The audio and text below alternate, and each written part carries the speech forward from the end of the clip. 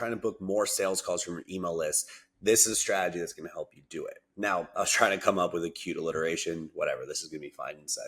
So first step is segmenting. Now, if you're already like pretty well dialed in, hopefully you're mailing your most active people, or at least your 30-day openers. It could be maybe as far as 90-day openers, depending on your list. But if you're not, you need to organize your list ideally to, I like setting up 30-day openers because it's the most engaged people.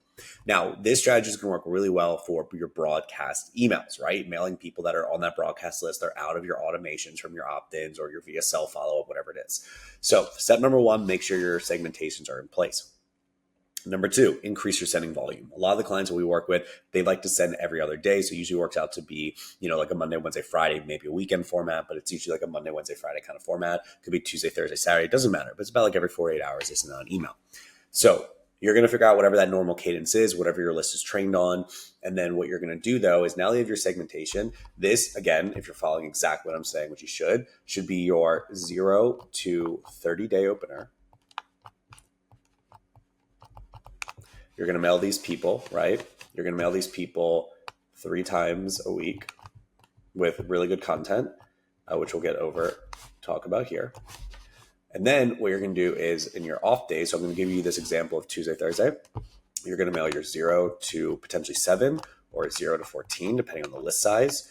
And you're going to mail these people twice a week. Now, if you're following, you're probably saying like, well, aren't these people in this bucket? The answer is yes. The idea though is that you're going to only mail these segments like individually twice a week. So again, if we're doing Monday, Wednesday, Friday, this would be Tuesday and Thursday in this example.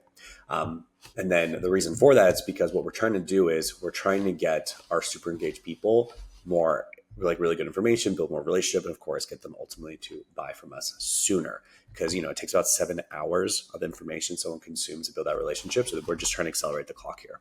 And so now we're getting into content. So on our 3 times a week one, I like to do, again, this is going to work really well for info product people.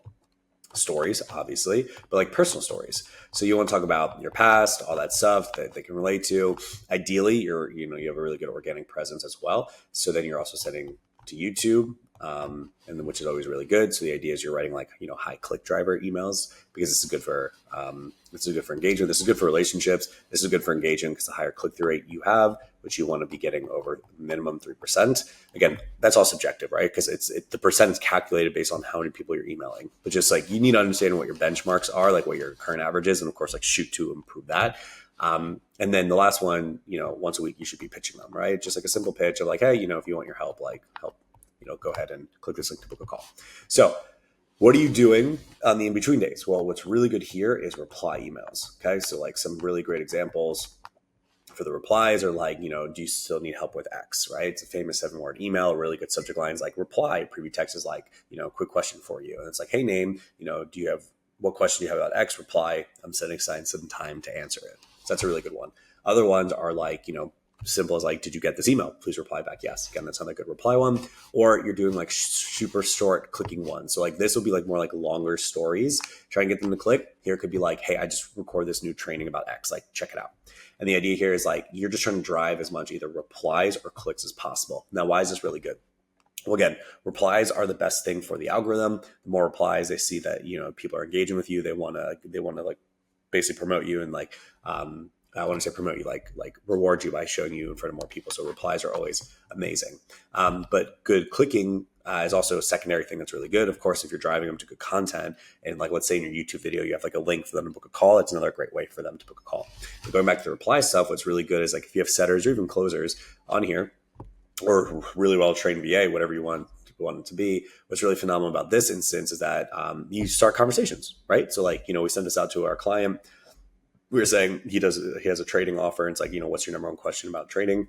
And then we generated a ton of replies. I think it was like over 100. And then, so the setters were just like going through and setting up calls. It was another great way for them to set up calls. And of course, again, like I said, if it's clicking, whether going to YouTube or it could be like a Loom video that they do, whatever it is, the idea for like the clicker one, it's short and sweet. So these are longer. This is like 3 sentences. And then again, you're just trying to drive clicks here. So what's really good about this is like, you're giving these people like really good information, and you can even, as you go in more in depth, like be like, hey, like, if you notice I'm emailing you more because like you're my most active people and I want to reward you for that. So now they know, it's like now they're getting excited by that.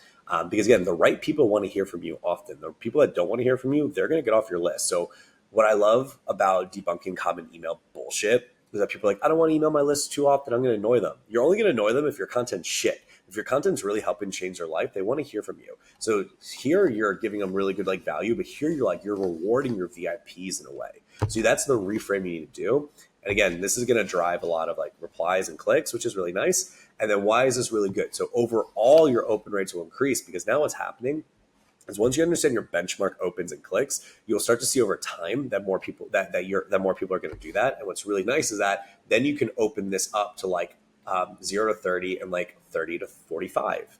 And then again, now you're trying to beat that benchmark. So let's say again, your benchmark is like 5,000 opens per email in this example, right? Now you add the 30 to 45. Now went up to like 6,000 opens. Cool. I love that. And now you can see that consistently. And then again, you can open it up even more to like, your 45 to 60. You're adding that into that pile, but you're slowly incrementing it up. And that's how you are able to be rewarded by the algorithm and of course get overall opens, which means of course more clicks and of course more sales. So this is a great strategy, especially if you're using high level, to book more calls.